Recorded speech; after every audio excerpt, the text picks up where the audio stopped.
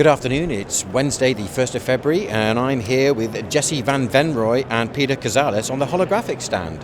How has the last 12 months been for Holographix and have you had any exciting news or announcements? In July of 2022 we were acquired by SPIE Photonics. So they're a leader in master holographic gratings and hyperspectral imaging. And there's a lot of synergies between the two companies and we're really excited to work with them. What are the key application areas for Holographix?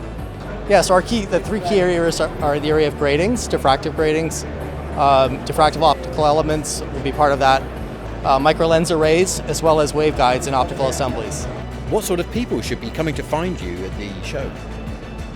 Yeah, so people usually come to us with some of the more challenging programs where other vendors perhaps can't meet the requirements. So we work with people from prototype stage into production. We have the capability of bringing the costs down dramatically with our wafer level technology.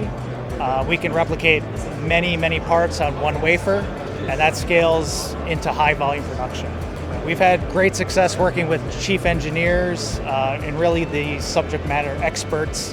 Our team is comprised mostly of very technical engineers, and there's a lot of specifications that really need to be ironed out right up front with making a master, and that translates into very successful projects. What's next for Holographix? Oh, we're really looking to grow our company pretty dramatically now that we're part of SPIE Photonics. They're looking to grow very quickly, so we're seeing a lot of new applications for microlens arrays, diffraction gratings, DOEs, different diffuser products. So there's a lot of opportunity out there.